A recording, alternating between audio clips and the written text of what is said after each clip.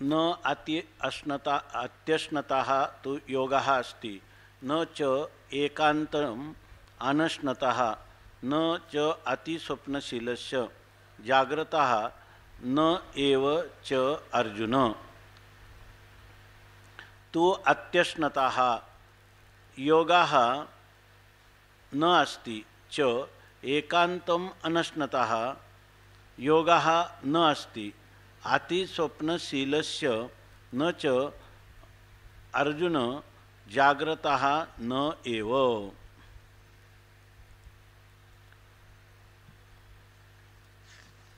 भगवान परमात्मा आता या श्लोकापासून जे काही योगाभ्यास करणारे पुरुष आहेत त्या ध्यानयोगाचा अभ्यास करणाऱ्या पुरुषांच्यासाठी आहारादिकांचे म्हणजे आहार विहारादिकांचे जे नियम आहेत ते नियम सांगत आहेत।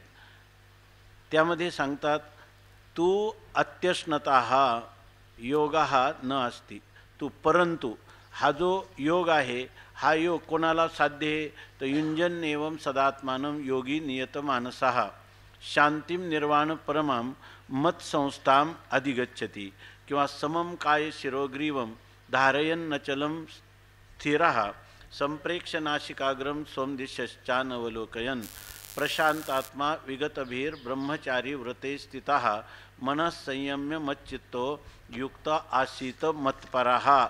असा जो पुरुष आहे तो युंजन एवं सदात्मानं योगी नियतमानसः शांतिं निर्वाण परमां मत्संस्थाम अधिगच्छति। माझ्या स्वरूपाचे असणारी स्वरूपभूत शांती त्या योगाचा अभ्यास करणाऱ्या पुरुषाला प्राप्त होते। पण कोण तर ज्याला आता वर सांगितलेले नियम पालन केलेले आहेत त्याला। परंतु कोणाला प्राप्त होत नाही ह्या ध्यान योगाच्या द्वारा प्राप्त होणारी स्वरूपस्थिती मात्र तू, परंतु त्या पुरुषाला प्राप्त होत नाही। कोणत्या? अत्यश्नतः जो अतिशय जास्त खाणं ज्याचा आहे किंवा अत्यधिक अन्न भक्षण करतो म्हणजे प्रमाणापेक्षा जास्त अन्न खाणाऱ्या अशा पुरुषाला योगः न अस्ति। त्या पुरुषाला हा योगाभ्यास म्हणजे ध्यान योगाचा अभ्यास किंवा चित्तवृत्तीच्या निरोधाचा अभ्यास न असती त्याला होऊ शकत नाही। च आणि एकांतम अनश्नतः आणि एकांत म्हणजे अगदी मुळीच अनश्नतः म्हणजे काय अनशन करणारा म्हणजे काहीच न खाणारा। जो अत्यधिक प्रमाणात खातो त्यालाही योग साध्य होत नाही आणि जो अगदी मुळीच काहीच खात नाही त्यालाही हा योग साध्य होत नाही। अतिस्वप्नशीलस्य आणि जो स्वप्न म्हणजे इथं सुषुप्ती झोप, अतिस्वप्न म्हणजे ज्याच्या ठिकाणी अधिकात अधिक अतिशय झोप घेणं हे ज्याचं शील म्हणजे स्वभाव झालेला आहे म्हणजे अत्यधिक प्रमाणात झोप घेणारा पुरुष। तसंच अर्जुन हे अर्जुना जाग्रतः न एव आणि जो पुरुष सारखा जागरण करतो त्या नित्य किंवा अत्यधिक प्रमाणात जागरण करणाऱ्या पुरुषाला देखील योगः न असते, त्याला देखील हा योगाभ्यास होत नाही अशा प्रकारे सांगितलं। या ठिकाणी भगवान परमात्मा सांगतात, पहिल्यांदा सांगतात ध्यान योगाच्या अभ्यासाच्या पुरुषाच्या आहारासंबंधाने। तर तो आहार कसा असावा याविषयी म्हणतात की न अति अश्नतः अधिक प्रमाणात म्हणजे आपल्या जे त्रिदोष आहेत आणि सप्तधातू आहेत आणि 3 मल शरीरामध्ये आहेत, दोष धातू आणि मल, तर अशा प्रकारचं अन्न भक्षण करावं की जेणेकरून त्यांचं धातूंचं दोषांचं मलांचं साम्य राहील अशा प्रकारचा आहार करावा। दुसरी गोष्ट तो आहार जो आहे तो अधिक प्रमाणात खाल्ला तर तो दोषांचं म्हणजे दोषांना कुपित करतो, दोषांचा प्रकोप करतो आणि आरोग्य राहू देत नाही। म्हणून अधिक अन्न किंवा अधिक भोग हे मनुष्याच्या रोगाला कारण होतात। यासाठी अत्यश्नता असा जो पुरुष आहे त्याचं शरीरसुद्धा स्वस्थ राहत नाही तर योगाभ्यासासाठी लागणारं मन हेही स्वस्थ राहत नाही। कारण आपण जे शरीर आहे त्या शरीरामध्येच मन राहतं आणि अन्नम असितम त्रेधा विधीयते, अन्न खाल्लेलं 3 प्रकारचं आहे, त्याच्यापासून जो स्थूल भाग असतो त्याचा मल बनतो, जे मध्यम आहे त्यापासून मांसादी धातू बनतात आणि जो अत्यंत अन्नाचा सूक्ष्म भाग आहे त्याच्यापासून मन बनतं. तस्य हस्तविष्टा धातुस्तत यो अनिष्ट स्तन मनाहा असं उपनिषदामध्ये सांगितलं. तैत्तिरीय का ऐतरेय किंवा तैत्तिरीयमध्ये. तर त्या उपनिषदामध्ये आपण खाल्लेल्या अन्नापासून मन बनतं. तसंच हे शरीरसुद्धा जे आहे तर अन्नामध्ये जी पंचमहाभूत आहेत त्या पंचमहाभूतापासूनच हे शरीर बनलेले, म्हणजे अन्नापासूनच शरीर बनलं, अन्नापासूनच मन बनलेलं आहे. म्हणून मन आणि शरीर ह्या दोघांचा संबंध आहे. मन विकृत झालं तर शरीर विकृत होतं, किंवा शरीराच्या ठिकाणी विकृती झाली तर आपोआपच मनाच्या ठिकाणी होतं. अशा प्रकारचं मानस आयुर्वेद सांगतो. म्हणून या ठिकाणी ह्या सर्व जे आहे ते अन्नावर आहे. म्हणून आपण जैसे खाया अन्न तैसे होय मन असं म्हटलं जातं. म्हणून या ठिकाणी अत्यधिक प्रमाणात अन्नात, अत्यधिक प्रमाण कोणतं आणि योग्य प्रमाण कोणतं याविषयी शंकरानंदीमध्ये सांगितले की एकम अन्नेन, एक जो भाग आहे आपल्या जो काही जठर आहे आपल्या त्या जठराचं आपणच 4 भाग करायचे आणि त्या 4 भागापैकी दो अन्नेनं, 2 भाग जे ते अन्नाने, पाणीना किंवा जलेनं एकम प्रपूरयत, किंवा एक भाग जो आहे त्याच्यामध्ये पाणी, म्हणजे 4 भाग आपलं 5 भाग केले, आपलं 4 भाग केले. 4 भागामध्ये अर्धा भाग अन्न आणि त्याचा 1/4 भाग पाणी, आणि वायोः संचरणार्थम, वायूचा संचार व्हावा त्याच्यामध्ये योग्य रीतीनं, त्यासाठी चतुर्थम अवशेषयत, 4था भाग मोकळा ठेवावा असं सांगतात. याच्यामध्ये ते किती ती जी जठराची पखाल किती मोठी आहे आणि मग तिचे कोणते भाग, किती ग्रॅम अन्न खायचं असं त्याचा अर्थ नाही. तर जे अन्न खाल्लं असताना आपल्याला अन्न खाल्लं आणि पोट जड पडलं आहे अशा प्रकारचं न वाटता जणू काही आपलं जेवण झालं नाही. म्हणजे आपलं जर दैनंदिनी जी चालू आहे ती सहजच अन्न खाल्ल्यामुळं जडता आली वगैरे असं वाटू नये.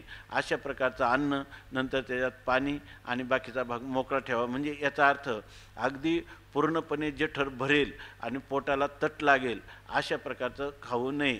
म्हणून त्यांनी सांगितलं की अशा प्रकारचं जर कोणी खात असेल तर तो पुरुष या ठिकाणी आरोग्य त्याचं मनाचं आणि शरीराचं दोन्ही आरोग्य चांगलं राहत नाही. म्हणून अशा पुरुषाला हे ध्यानयोग, अभ्यासयोग, आत्मसंयोग, मनाचा निग्रह, इंद्रियाचा निग्रह हा अभ्यास करायला तो पुरुष समर्थ होत नाही. तसंच सांगतात न च एकांतम अनश्नतः, आणि जर एकांत म्हणजे अगदी ऐकांतिक, म्हणजे काही झालं तरी आग्रहाने, अनश्नता अनशनच करायचं, काहीच खायचं नाही असं जर कोणी म्हणेल तर काय आहे की हे जे प्राण आहेत ते प्राण सुद्धा अन्नावर अवलंबून आहेत. मग प्राण जर आपल्याला आपल्या अंतःकरणाची वृत्ती बाहेर जायची असली तरीसुद्धा काय त्याला प्राणाचं साह्य लागतं.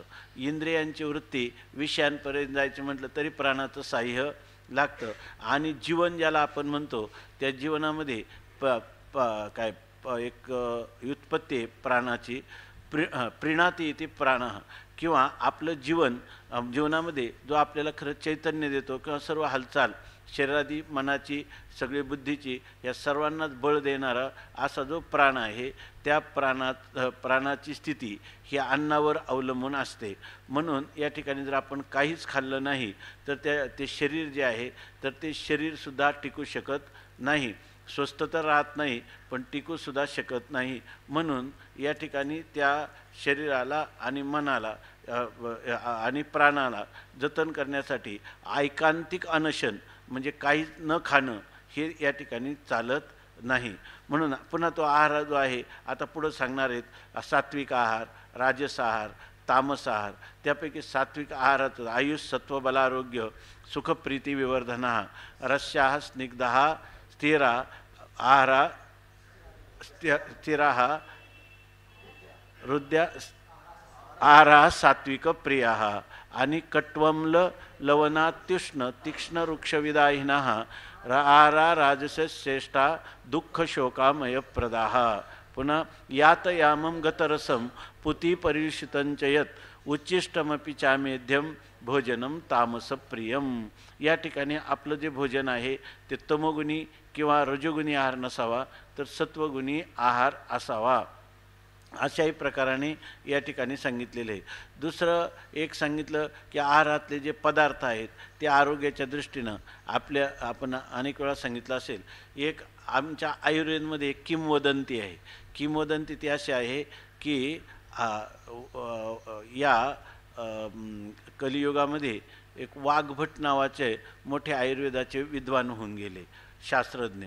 तर त्या वाघभटांची संहिता आहे, त्याला वाघभट संहिता असं म्हणतात, किंवा अष्टांग हृदय आणि अष्टांग संग्रह असे त्यांनी 2 ग्रंथ केलेले आहेत.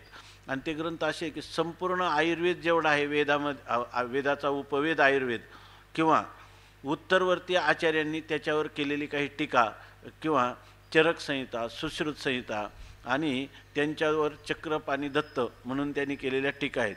या सर्वाचं सार आणि त्याच्यामध्ये काही मार्मिक किंवा रहस्यात्मक जे स्पष्टीकरण झालं नाही ते स्पष्टीकरण त्यांनी केलं. म्हणून वाघभट यांना कलियुगातला अश्विनी कुमार असं म्हणतात. इतका त्यांचा ह्या भारतवर्षामध्ये लौकिक झाला. तेव्हा एकदा अश्विनी कुमारांना त्यांना अश्विनी कुमारच म्हणायला लागले. हे इथल्या भारतामध्ये पृथ्वीलोकावरचे हे अश्विनी कुमार आहेत. मग त्या अश्विनी कुमारांना वाटलं की यांची एकदा परीक्षा घ्यावी वाघभटाची.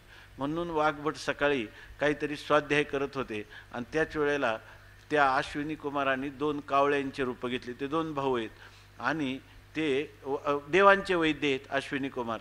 आणि त्यांनी कावळ्याच्या रूपाने आले आणि हे बसले असताना त्या ठिकाणी त्यांनी पुन्हा पुन्हा त्या कावळ्याचा जो आवाज आहे तो काढायला सुरुवात केली, काव काव असं. आणि त्याच्यामधून त्यांनी एक अशा प्रकारचे शब्दाचं उच्चारण केलं, कोरुक कोरुक कोरुक कोरुक, म्हणजे काहा अरुक काहा अरुक काहा अरुक काहा अरुक असे. रुक म्हणजे वेदना व्याधी, आरुक म्हणजे व्याधी विवर्जित म्हणजे निरोगी.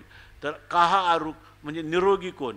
मग निरोगी कोण असा प्रश्न एकदाच विचारायचा ना, तर त्यांनी 4 वेळा प्रश्न विचारला कोरुक. त्यावेळेला सहज हे भानावर आले स्वाध्याय करताना आणि त्यांच्या लक्षात आलं का इथं कोणीतरी देवता पक्षाच्या रूपात बोलत आहेत आणि त्यांनी न जाणू हा प्रश्न आपल्यालाच केलेला आहे का निरोगी कोण. म्हणून ते इकडून असं बोलले की वाघभट लगेच बोलले हितभूक मितभूक अभूक अशाखभूक.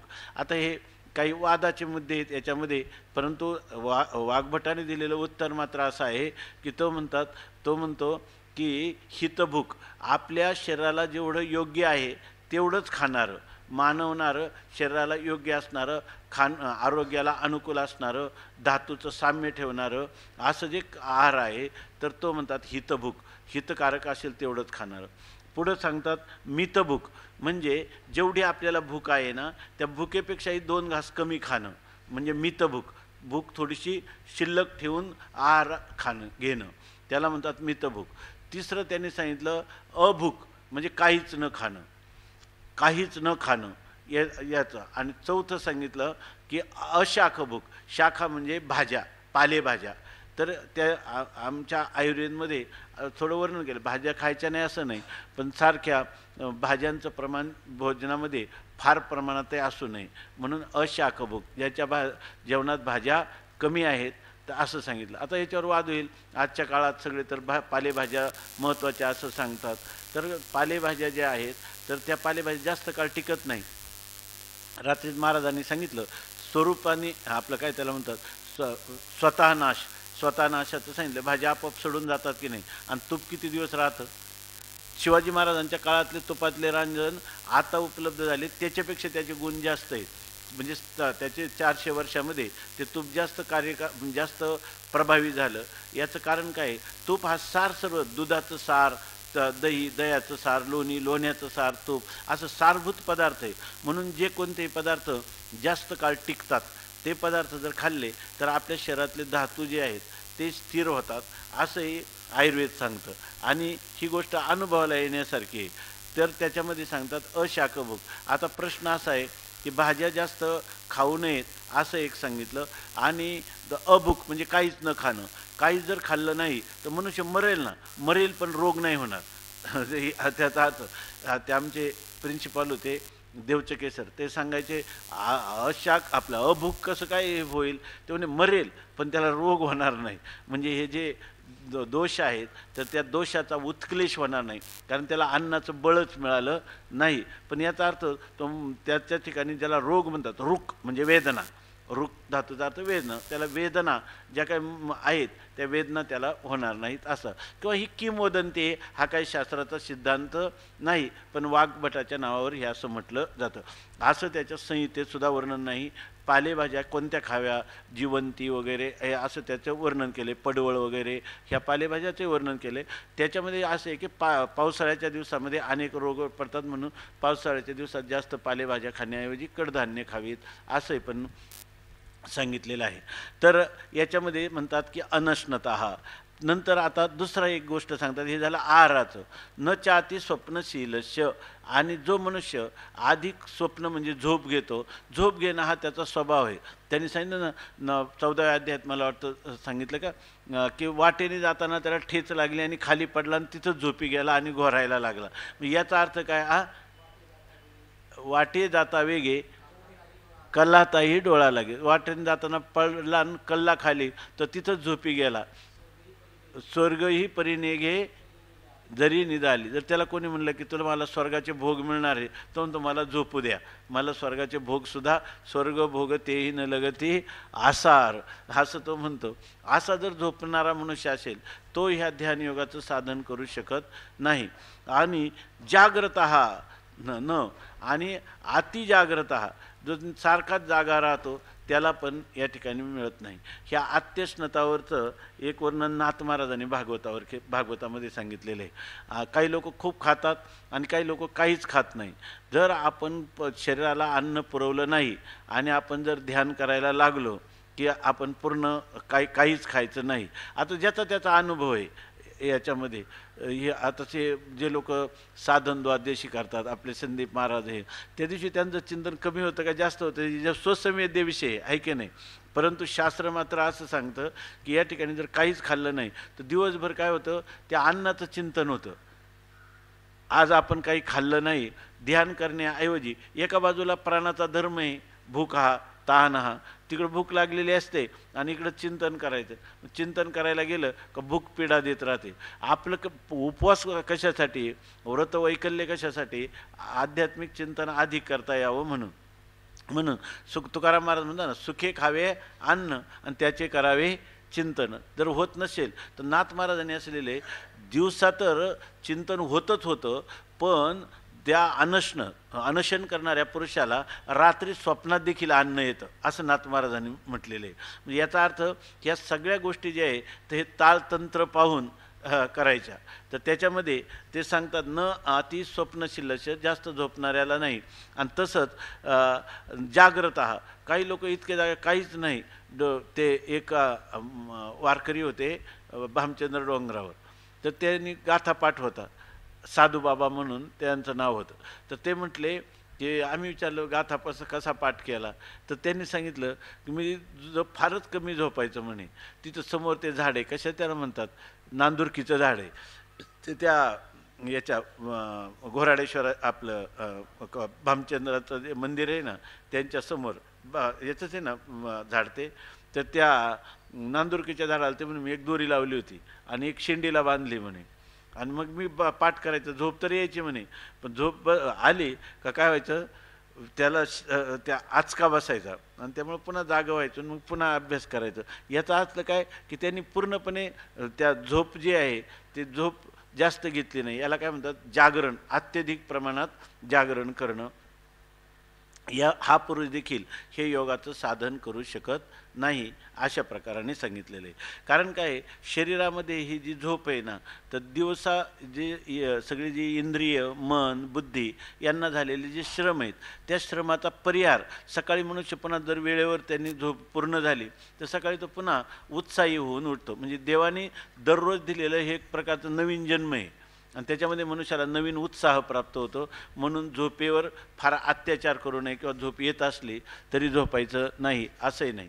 आणि फार झोप घेणं हे तर तमोगुणाचं जाड्याला वाढवणारे, जाड्याला वाढल्यामुळं योगाभ्यास करण्याचा उत्साह राहत नाही. म्हणजे कोणती परमार्थिक साधना काय, व्यवहार काय, कोणतंच राहत नाही. आताच्या आपण काय करतो, लोक सकाळी त्यांनी सूर्य काल मी वाचलं पण माझ्या लक्षात नाही, फार विनोदाने त्यांनी लिहिलं होतं की एक मनुष्य जे आहे ना, तर त्याला विचारलं तू सूर्योदय पाहतो का, तर तेव्हा मी सूर्योदय कधीच पाहत नाही, सूर्योदय कधीच पाहत नाही. कारण याचा अर्थ काय, तर म्हणे तो कमीत कमी सूर्योदयाच्या आत उठतो का नाही, तर ते म्हणे मी सूर्योदय कधीच पाहत नाही, कारण मी संध्याकाळी काहीतरी त्यांनी सांगितलं की मी रात्री जेव्हा झोपतो तेव्हा दुसऱ्या दिवशी मी 5 वाजता उठतो, त्यामुळे मला सूर्योदय कधी पाहायलाच मिळाला नाही. म्हणजे रात्री झोपल्यावर दुसऱ्या दिवशी 5 वाजता उठतो, त्यामुळे सूर्योदय मी कधीच पाहिलेला नाही, असं काहीतरी होतं त्याच्यामध्ये. म्हणजे याचा अर्थ जर अशा प्रकारचं अनियमित झोपणं असेल, ज्या वेळेला झोप येते त्यावेळेला झोपणं, किंवा ठराविक जी वेळ आहे झोपेची त्याच्या शरीरात सांगितलं की लहान मुलाला 20-22 तासाची झोप लागते, झोप पुरते, म्हणजे त्याला 20 तासापेक्षा अधिक झोप, नंतर हळूहळू कमी होतं 16 तास 10 तास. तरुण माणसाला कमीत कमी 7 तासाची झोप पाहिजे. त्याचं वय उलटलं की 40-45च्या पुढं त्याला 6 तासाची झोप पुरते. नंतर वय 75च्या पुढे गेलं त्याला 4 तासाची झोप पुरते. आपोआपच झोप येत नाही म्हणून त्याला ती झोप पुरते त्या वयामानाने. तर मग त्यावेळेला तसा आहारसुद्धा हे सगळं जर केलं तर मग असा पुरुष जो आहे तो निर्वेदपणे आत्मचिंतन किंवा आत्मानुसंधान करू शकतो. खरं तर काय आहे, व्यवहारही चांगला करायचा असेल, त्याला जर शांती आरोग्य तरीसुद्धा ह्या नियमाचं पालन करण्याची आवश्यकता आहे. योगाभ्यास कैमुतिक न्यायाने योगाभ्यास करणाऱ्या पुरुषाला तर ह्या नियमाचं पालन करणं आवश्यक आहे. या ठिकाणी 2 गोष्टी सांगितल्या, जागृती आणि त्याचं जागरण आणि झोप, ह्या 2 गोष्टी संतुलित असल्या पाहिजे आणि त्याचा आहाराचंही संतुलन असलं पाहिजे, ह्या गोष्टी सांगितल्या. बघा ना, गीतेमध्ये हा पूर्ण एक श्लोक याच्यासाठी सांगितला. सगळ्या जीवन सर्वस्व सार सांगणारं असा ग्रंथ, वेदाचा सार सांगणारा ग्रंथ, त्याच्यामध्ये सुद्धा ह्या 2 गोष्टी महत्त्वाच्या म्हणून सांगितलेल्या आहेत. ह्या भाष्यामध्ये देखील एक श्लोक दिलेला आहे की आणि एक श्रुती पण शतपथ ब्राह्मणातली दिली आहे. आर्धम सव्यंजनान्नस्य तृतीयम उदकस्य च वायो संचारणार्थम तू चतुर्थम अवशेषेत. थोड्याशा फरकाने हा श्लोक शंकरानंदीमध्ये पण दिलेला आहे किंवा मधुसूदनीमध्ये पण दिलेला आहे. तर ते सांगतात भाजीसहित अन्न अर्ध, नंतर तिसरा भाग जो आहे तो तिसरा भाग पाण्यासाठी, आणि चौथा त्या ठिकाणी वायूचं संचरण, म्हणजे वायूचा संचार चांगल्या प्रकारे व्हावा, म्हणजे त्या अन्नपचनाला मदत व्हावी म्हणून. आणि एक शतपथ ब्राह्मणातलं वचन दिलंय भगवत पूज्यपाद आचार्यांनी, यदु हवा आत्मसंमितम अन्नम तद अवती तन्न हिनस्ती यद भूयो हिनस्ती यत कनियो न तद अवती.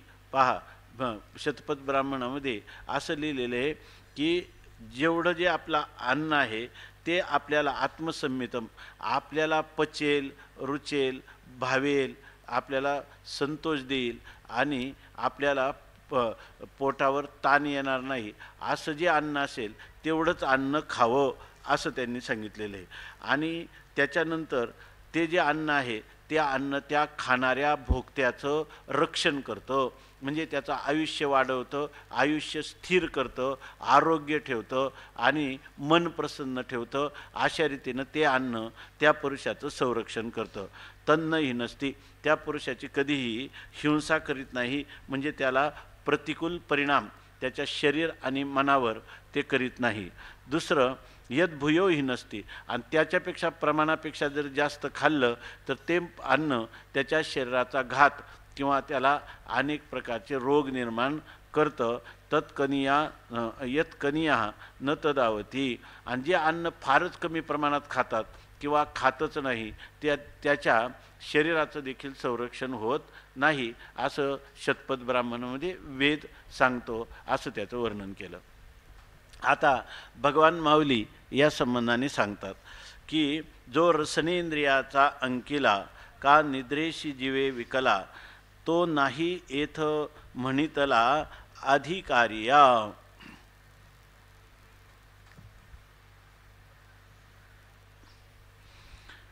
आता या श्लोकाचं विवेचन माऊली असं करतात की जो रसनेंद्रियाचा अंकिला, रसनेंद्रिय म्हणजे आपल्याला जे अन्न खातो त्याची जी चव घेतो, तर त्या चवीमध्ये जिव्हा जिव्हा जे आपले जिव्हा हे कर्मेंद्रिय पण आहे आणि रसनेंद्रिय पण आहे.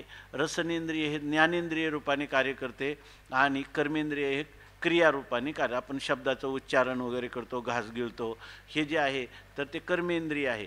आणि आपल्याला जे काही षड्रस आहेत, मधुर, आम्ल, कटू, तिक्त, कषाय, हे जे रस आहेत तर त्या रसांचं आपल्याला ज्ञान होतं. हे तिखट आहे, आंबट आहे, खारट आहे, हे रसनेंद्रिय आपल्याला सांगत असतं.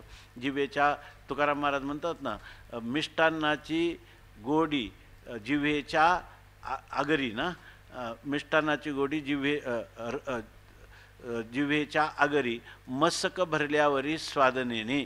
तुकाराम महाराज म्हणतात की मिष्टान्न जे खातो त्याची काय चव जी आहे ते जिव्हेच्या अग्रभागावरच फक्त लागते. त्याच्यात तिखट रसाचं कुठं कळतं, कुठं लागल्यावर तिखट रस कळतो, कुठं आंबट कळतं, कुठं गोड कळतं, हे सुद्धा त्या इंद्रियांच्या त्या रसनेंद्रियामध्ये योजना आहेत.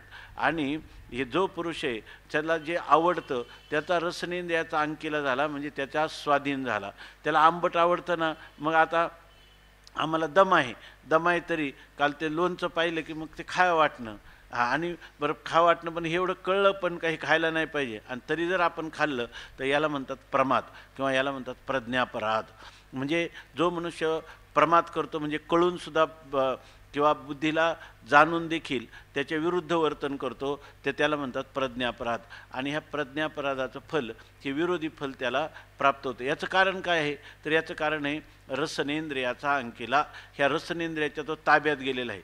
जर काही जरी झालं तर औषध थोडंसं जास्त घेऊ, आजच्या दिवस गोळी जास्त घेऊ, पण त्या ठिकाणी गोड खायचं, असं जर म्हटलं तर हा माणूस रसनेंद्रियाचा अंकिला आहे. स्वामी महाराज नेहमी सांगायचे, ते गरुडेश्वरला कुठल्या एका मंदिरात गेले होते, तर त्याच्या ठिकाणी त्यांनी असं एक फोटो काढलेला होता त्या ह्याच्यामध्ये की त्या एका पुरुषाच्या ठिकाणी रसनेंद्रिय आणि शिष्णेंद्रिय ही दोन इंद्रिय यांचा नियमन केलेला पुरुष हा जगामध्ये संपूर्ण जगाचा जणू काही सम्राट आहे असं दाखवलं. आणि ह्या दोन इंद्रियाच्या अंकित असणारा पुरुष हा सगळ्या जगाचा दास आहे, सगळ्यांच्या पुढं दीनवाना अशी त्याची स्थिती आहे, असं स्वामी महाराज सांगायचे.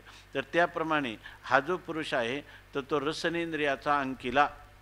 आणि त्या अखंडानंद स्वामींनी एक असं लिहिलं आहे की एक मनुष्य होता, त्याला कोणता तरी पदार्थ आवडत होता, आणि तो पदार्थ तो इतका खायचा की नंतर त्याचं पोट दुखायचं, आणि पोट दुखायला लागलं की मग तो काय करायचा, बोटं घालून वांती काढायचा, आणि ते पदार्थ बाहेर पडले का तो सुस्त व्हायचा, आणि पुन्हा 1 तासाने ते पदार्थ खायचा. दिवसातून तो 3-3 वेळा वांती करून तेच आवडीचा पदार्थ खायचा. याला म्हणतात की रसनेंद्रियाचा अंकित. तुकाराम महाराज म्हणतात की या ठिकाणी जे इंद्रियांचे अंकित किंवा काय झालेले पुरुष आहेत तर ते निश्चित दुःख पावल्याशिवाय राहणार नाही. असं एक अभंग आहे, क्षेपक अभंग आहे, पण तो आता काय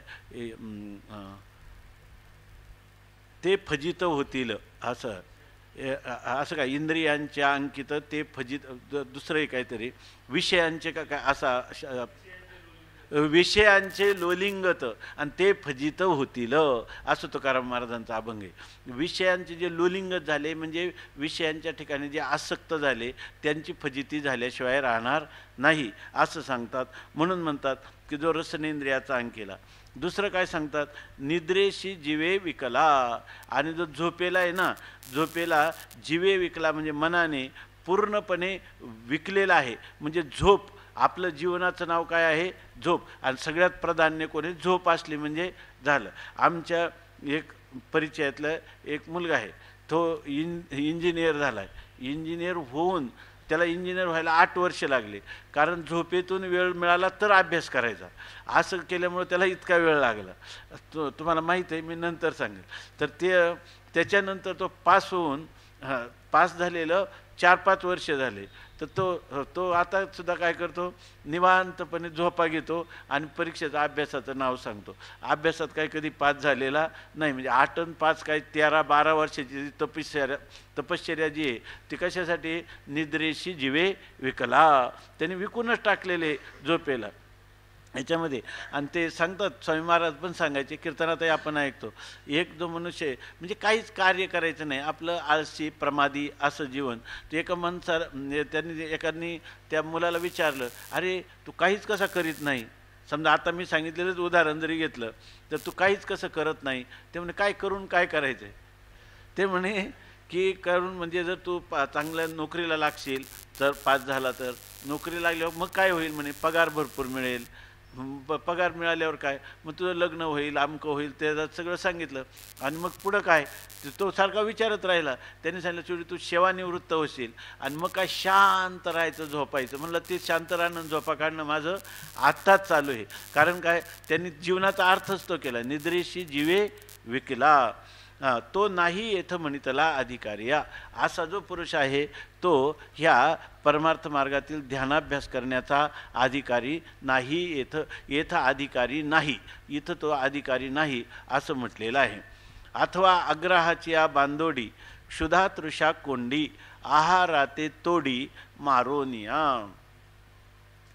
सांगतात काही लोक आहे ना, आग्रहाचे बांधोडी म्हणजे आग्रहाच्या जाळ्यामध्ये किंवा बिडीमध्ये, बंधनामध्ये सापडतात. म्हणजे त्यांचा स्वभावच अमकं करणार म्हणजे करणार. आणि त्यांना काय वाटतं माहिती आहे का, परमार्थात सुद्धा आणि व्यवहारात सुद्धा लोक जे आहे ना, आग्रही जे लोक आहेत, तर त्या आग्रही लोकांना समाधान खरं प्राप्त होत नाही. आणि त्याचं कारण काय आहे, कारण त्यांनी बुद्धीचा खऱ्या अर्थाने उपयोगच ते करत नाही. आग्रह त्यांना श्रेष्ठ वाटतो.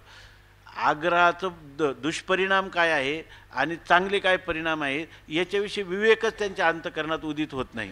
आणि त्यामुळं आग्रही पुरुष याच्यामध्ये सुरेश्वराचार्यांनी आपल्या वार्तिकामध्ये महत्त्वाची गोष्ट सांगितली, बुद्धेर फलम अनाग्रह. जर मनुष्याला ज्ञान झाले ना, ज्ञानाचं पहिलं फल जर काय असेल तर आग्रह सुटणं. ज्ञान झाले म्हणतो आणि आग्रह सुटत नाही, तुम्ही सांगा त्याला रम्य समाधान, खरी शांती प्राप्त होईल का कधीतरी?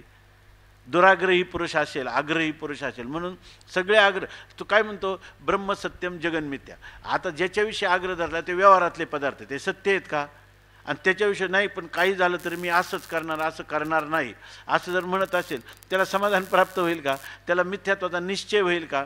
झालेला मिथ्यात्वाचा निश्चय टिकेल का? आणि त्याला असंग निर्विकार तत्व हे नित्यसिद्ध स्वयंप्रकाश आहे आणि हे व्यवहारातलं हे असंच चालायचं हे त्याला कळेल का? कधी कळणार नाही. त्यामुळं बुद्धीचं फल, ज्ञानाचं फल काय आहे? अनाग्रह. व्यवहारात सुद्धा जो माणूस आग्रह नाही, बरं जाऊ दे तू म्हणतो तर तसं. स्वामी महाराज सांगायचे की ती स्त्री जी आहे ती गृहस्थी जीवनात सुखी राहण्याचं तिला बीजमंत्र सांगतो म्हणायचे. नवीन मुलगी लग्न झाली का, ते म्हणणे कसं करायचं हे कधीतरी तुमच्या जीवनात प्रसंग येतील आणि तुझे मालक तुला विचारतील आता कसं, म्हणजे तेच गडबडून गेलाय त्यामुळे त्याला वाटेल आता पुढं काय करायचा मार्ग. तर त्यावेळेला तू काय सांगायचं, तुम्ही आता कसं तुम्ही म्हणाल तसं. याला म्हणतात बुद्धीचा काय, पतीची या मता अनुसर्वणी पतिव्रता, अनायासे आत्महिता भेटेची गा. अशा प्रकारचं अनाग्रह असणं ही गोष्ट सांगतात की या ठिकाणी. अथवा आग्रहाच्या बांधोडी, आग्रहाच्याच बंधनामध्ये काही लोक जे क्षुधा तृषा कोंडी, क्षुधा आता कितीतरी लोक आहेत आपले की जे लोक एकादशीला निर्जला करतात आणि त्याच्यातले कितीतरी महाराज, त्याचे कितीतरी लोकांचं युरिक ॲसिड वाढलेले, नाहीतर त्यांना खडे झालेले, मूतखडे झालेले. कारण शरीर आहे, त्या शरीराच्या प्रक्रियेत जलाचं जे काही स्थान आहे की त्याचं प्रमाण आहे ते जर ते समतोल राहिलं नाही तर त्यांना मूतखडे वगैरे असे होतात, विकार होतात किंवा निद्रानाश होतो. दुसरी गोष्ट भूक लागत नाही. तिसरी गोष्ट अन्नपचन होत नाही. अशा अनेक गोष्टी होतात आणि त्याच्यात त्यांच्या डोक्यात एकच आहे, तुम्ही जे उपवास करता, तुम्ही तीर्थयात्रा करता, त्याचा उद्देश काय आहे? शास्त्राध्ययन करता तर परमात्म प्राप्ती.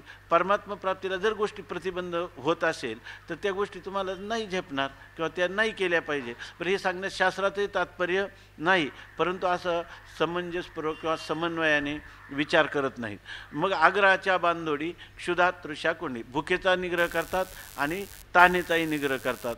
आणि आहाराते तोडी मारुन्या.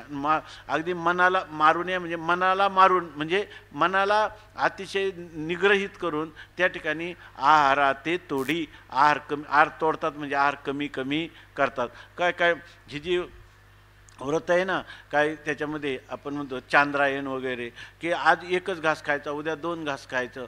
तर भारतीय संस्कृतीमध्ये या ठिकाणी हे जे क्रिया आहेत बाहेरच्या, हे जे व्रतवैकल्य कर्मकांड यापेक्षा ज्ञानकांडाला प्राधान्य आहे. म्हणजे खरं जीवनामध्ये प्राधान्य आहे ज्ञानाला, त्याच्यानंतर आहे भावनेला आणि त्याच्यानंतर आहे क्रियेला. परंतु जे क्रिया प्रधान लोक आहे, ज्यांचा अंतःकरणातच कर्म सोडून ज्यांचं भावनांचाही विकास करू शकत नाही, बुद्धीचाही विकास करू शकत नाही, त्यांच्यासाठी शास्त्रांनी हे नियम सांगितलेले आहेत.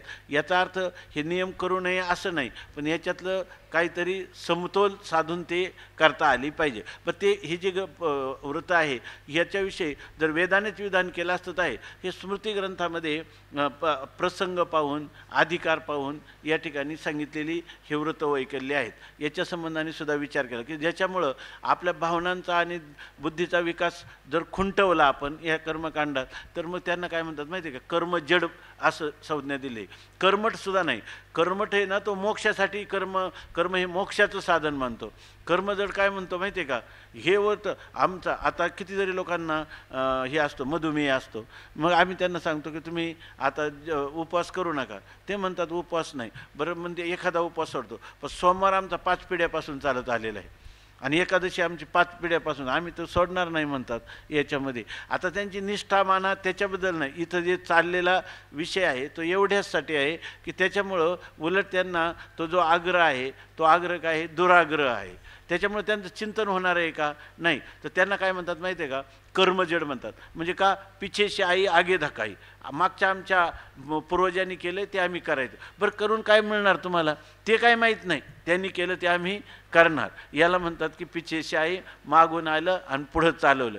ह्या लोकांना कर्मठसुद्धा म्हणत नाही. यांची संज्ञा कोणती, कर्मजड. इतकी बुद्धी जड झालेली का मागून आलं ते करायचं एवढंच. युक्त आहार विहार नेम इंद्रियाशी सार, नसावी बासर निद्रा बहुभाषण असं सांगितलेलं आहे. अथवा आहाराते तोडी मारुनिया, निद्रेची या वाटा न वचे, ऐसा दृढिवेचेनी अवतरणी नाचे, म्हणून हे शरीराची नव्हे तयाचे मा योगू कवणाचा. अशा प्रकारचे काही लोक असतात ना, खूप मोठमोठी अशी कडक अनुष्ठानं करतात की जी माणसाला करायला अत्यंत कठीण दुर्धर अशी वाटतात. आणि काही दिवस ते केल्यानंतर एक तर त्याचे फल काय वृद्धिसिद्धी आली त्याच्यात सापडतात, किंवा त्याच्या कष्ट होऊन जे शरीरावर होणारे परिणाम नंतर ते काय करतात, ते सर्वच्या सर्वच सोडून देतात. असं होतं. त्यापेक्षा अगोदरच उपवासाचं काय आहे, त्या उपवासामध्ये खाणं काय पाहिजे, त्याच्याऐवजी सात्विक आहार घेतला, व्यवस्थित घेतला तर त्याचा उपयोग तरी होईल ना. त्याचा नुसतं उपोषण केलं आणि त्याच्यामुळं ना तुमच्या दिवसभर चिंतन झालं, ना शरीराला स्वास्थ्य वाटलं, तर काय ते करून उपयोग आहे त्याच्यामध्ये. आणि बरं तेवढंच साधन शास्त्राने सांगितलं असतं, तेवढं साधनापासून दूर गेला म्हणजे गेलाच असंही नाही ना. प्रत्येक व्यक्ती त्याचे देश काळ, त्याची शरीरयष्टी, वय, येणाऱ्या वस्तूंशी इतर संबंध, वातावरण, या सगळ्या गोष्टीचा विचार करून शास्त्रांनी त्याचा शास्त्रांमध्ये ज्या स्मृतिग्रंथांवरही पुन्हा टीका लिहिल्यात त्याच्यातही शंका समाधान केलं. याच्यात कारण पुष्कळ अडचणी येतात. समजा एखाद्या माणसाने एकादशीचा उपवास केला आणि तो चक्कर येऊन पडला तर काय करायचं, असा जर प्रश्न ते सांगितलं बा, अशा वेळेस त्यांनी थोडं जल घ्यावा किंवा त्यांनी काय आहार घ्यावा, काय जे सांगितलं असेल त्याप्रमाणे करावंच लागतं ना तिथे. पण याचाही विचार नाही, असं म्हणजे असं, असा ह्या कर्मजडाची स्थिती आहे. आता सांगतात निद्रेची या वाटा न वचे. आता झोपेविषयी सांगतात. काय बोलतं कोणी, हां तर ते कर्मयोगाचं सांगताना त्यांनी काय, आपण वेगवेगळे व्रत नियम करण्याऐवजी आपल्या वाट्याला आलेलं जे कर्म आहे ना ते कर्म ईश्वरार्पण बुद्धीनं निष्काम भावाने त्या ठिकाणी करावं असं सांगतात त्या ठिकाणी. म्हणजे व्रतवैकल्यापेक्षाही आपल्या वाट्याला आलेलं कर्म करणं हे महत्त्वाचं आहे असं भगवान स्वतः गीतेत सांगतात की नाही. पण ह्या जे विधान आहेत ह्या विधानाची आपण उपेक्षा करतो आणि आपल्याला जे गृहीत कृत्य धरलं अगोदरच तेच बरोबर आणि तसंच करायचं. शास्त्राचं मर्मही कळलं नाही, शास्त्राचं हृदयही कळलं नाही, पण शास्त्राचं म्हणणं आहे आणि मी ते करणार अशा प्रकारचा आग्रह धरतो. आता झोपेविषयी सांगतात. ह्या इतक्या महत्त्वाच्या गोष्टी आहेत की निद्रा आणि आहार आणि निद्रा या ठिकाणी ह्या दोन महत्त्वाच्या गोष्टी त्यांनी खूप चिंतन केले. त्यांनी सांगितलं हे जे चिमण्या आहेत ना, चिमण्यासुद्धा संध्याकाळी योग्य वेळेला झोपतात आणि सकाळी बरोबर काय करतात त्या पुन्हा चिवचिवाट करत उठतात, आहे की नाही, चिमण्यासुद्धा. पण चिमण्यांचा चिवचिवाटसुद्धा जेव्हा नसतो तेव्हा हा जागा असतो. म्हणजे चिमण्यासुद्धा गाढ झोपी जातात त्यावेळेला हा जागा असतो, आहे की नाही. आणि चिमण्यासुद्धा जेव्हा उठतात तेव्हा हा ज्ञानी योगी असं रात्रती. हां, ते ना सर्व भूते जिथे जागी अज्ञानी योगी असं रात्रती यांनी दिले ना.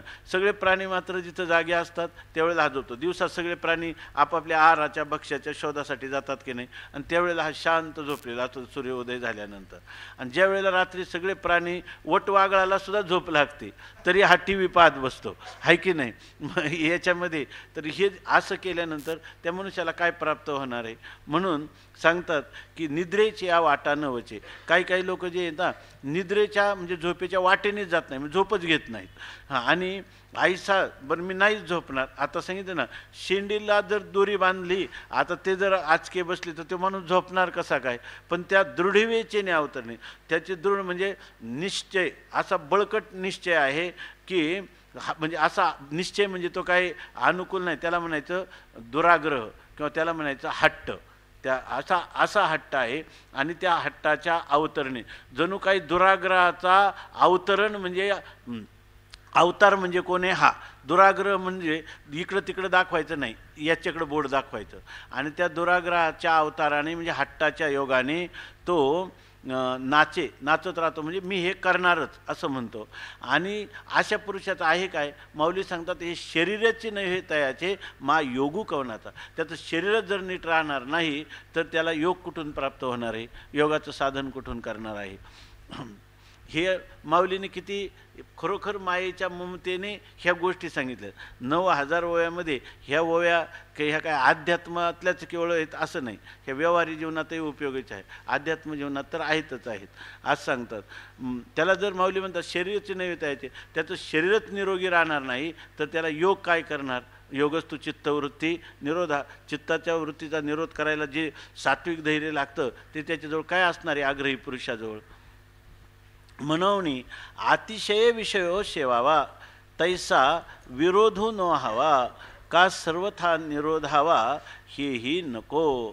ते म्हणतात अतिशयो विषयो सेवा. काही लोक विषयांचं इतकं सेवन करतात, बऱ्याच गोष्टी बोलण्यासारख्या आहे ह्या व्यासपीठावर ते बोलणं उचित नाही. तर इथं ते काही लोक जे शब्द स्पर्श रूप रस आणि गंध हे जे पंचविषय आहेत, हे साधारणपणे लोकव्यवहारात ह्या पंचविषयाचा भोग घेतला जातो आणि त्याच्यावरून ज्याला जास्त भोगाची उपलब्धी होईल त्याला सुखी म्हटलं जातं, ज्याला नाही होत त्याला दुःखी म्हटलं जातं. त्या भोग शरीराचं सामर्थ्य असलं पाहिजे, मनाचंही त्याच्या ठिकाणी सामर्थ्य असलं पाहिजे. आणि विषयाचा भोग जरी घ्यायचा म्हटलं तरी ते म्हणतात अतिशय विषय सेवावा. त्यांनी सांगितलं की रोग भोग आणि योग याच्यामध्ये जो अधिक विषयाचा भोग घेईल तर त्या पुरुषाचं काय उपनिषद काय सांगतात, सर्वेंद्रियाणाम जरयंती तेजः. जितका मनुष्य अधिक विषयाचा भोग घेईल तेवढं त्याचं इंद्रियांचं सामर्थ्य जे आहे ते कमी होत जातं, इंद्रिय दुर्बल होत जातात. म्हणून अतिशय विषय सेवावा, अतिशय विषय सेवन करणं हे योग्य नाही. तसंच काही लोक जे तैसा विरोधू न व्हावा, तसंच विषयाचा भोग यत्किंचितही घ्यायचा नाही. म्हणजे जे आवश्यक शरीर धारणेसाठी आणि शास्त्राने विहित अशा प्रकारचे जे विषय आहेत त्याही विषयांचा भोग जर घ्यायचा नाही म्हटलं आणि त्याचा अत्यंत निरोध करायचा म्हटलं तर ते म्हणतात तैसा विरोध न व्हा. विषयांचा यत्किंचितही भोग घ्यायचाच नाही, खायचंच नाही, प्यायचंच नाही, अशा प्रकाराने शब्दाधिकांचं कानावरच येऊ द्यायचं नाही. आणि पूर्ण अत्यधिक प्रमाणात दुराग्रहाने त्यांचा निरोध करावं, तैसा विरोधून व्हावा, तसा त्या विषयाचा इतकिंचितही भोग घ्यायचा नाही, अशा प्रकाराने त्याचा विरोधही पूर्णपणे करू नये. एक आता सध्या एक मनोरुग्ण व्हायला पाहतो. त्याचं कारण काय आहे? त्याने गृहस्थी जीवनामध्ये इंद्रियादिकांचा त्याच्या मनाने कल्पनेनं त्यांनी निश्चय केलेला आहे आणि त्या निश्चयाला तो काहीच म्हणजे कुणी सांगितलं तर त्याच्या मनावर काहीच परिणाम. त्यांनी रामकृष्ण मिशनची पुस्तकं वाचली, त्यांनी लहरी महाशयांचं जीवनचरित्र वाचलं. आता लहरी महाशय अवतारी कुटीतले लहरी महाशय नाही, काय त्यांचं नाव आपले नागमहाशय, त्या नागमहाशयांचं चरित्र वाचलं आणि तो आपलं जीवनचरित्र तसं करायचं. बरं, तमोगुणाचा मूर्तिमंत पुतळा आणि तो नागमहाशयांचं जीवन कसं काय जगणार? आणि त्यांनी तशा प्रकारचा विषयाचा निरोध करण्याचा त्यांनी निश्चय केलेला आहे आणि त्यामुळं जवळजवळ तो 1 वर्षामध्ये हळूहळू पूर्णपणे मनोरुग्ण. बरोबर, हा मनोरुग्ण असा नाही होणार हिंसक प्रवृत्तीचा. बरं, हिंसक प्रवृत्ती तो स्वतःची नाही करणार, लोकांचं घात करणार. म्हणजे अशा प्रकारे याचं कारण काय आहे तर विषयच करून त्याचा निरोध पण होऊ नये असं ज्ञानोबा सांगतात. तैसा विरोधू न व्हावा किंवा आज सांगतात. दुसरा एक पाठ आहे, तैसा बोधू न व्हावा. तैसा बोधू न व्हावा म्हणजे तशी बुद्धी असू नये असा त्याचा अर्थ केला आहे, पण हा पाठभेद काही गरज नाही. तैसा विरोध न व्हावा हाच पाठ अधिक आहे आणि अधिक ठिकाणी आहे.